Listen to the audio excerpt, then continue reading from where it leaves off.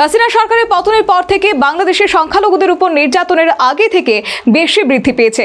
এই পরিস্থিতিতে দাঁড়িয়ে 12ই ফেব্রুয়ারি জাতীয় নির্বাচনে সংখ্যালঘুদের ভোট দানের অধিকারকে সুরক্ষিত রাখার প্রতিশ্রুতি দিল বাংলাদেশের জাতীয় নির্বাচন কমিশন।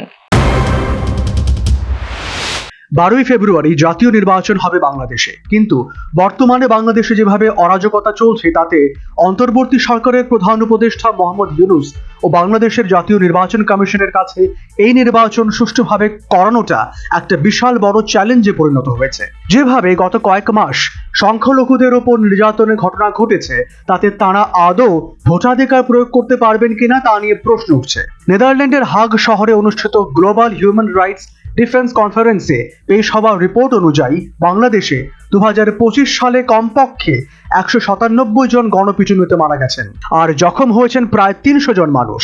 এর মধ্যে বেশিরভাগ মানুষই সংখ্যালঘু সম্প্রদায়ের। শুধু ডিসেম্বর থেকে 26শে জানুয়ারি পর্যন্তই 10 জন হিন্দু খুন হয়েছেন।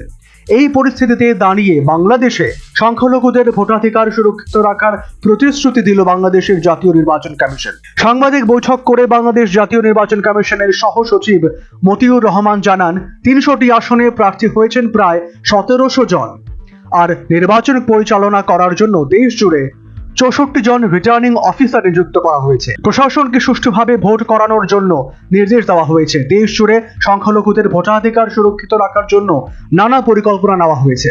বাংলাদেশে স্বচ্ছ ও শান্তিপূর্ণ নির্বাচন করতে বদ্ধপরিকর নির্বাচন কমিশন। বাংলাদেশের জাতীয় নির্বাচনে বেশ কয়েকটি রাজনৈতিক দল অংশ নিলেও ক্ষমতা দখলের লড়াই হবে মূলত বিএনপি ও জামাতের মধ্যে। বিএনপির হয়ে সংখ্যালঘু হিন্দু প্রার্থী ভোটার লড়াইয়ে নামলেও জামাতের 253টি প্রার্থীর মধ্যে হিন্দুরা জায়গা পায়নি। উল্টে জামাতের পরোক্ষ মদতে ভোট যত এগিয়ে আসছে তত মৌলবাদীদের বাড়বাড়ন্ত বাড়ছে বলে অভিযোগ। তাই নির্বাচন কমিশন সংখ্যালঘুদের ভোটাধিকার সুরক্ষিত রাখার প্রতিশ্রুতি যতই দিক, বাস্তবে তা কতটা কার্যকরী হবে সেটাই এখন লাখ টাকার প্রশ্ন। Bureau report, news vanguard.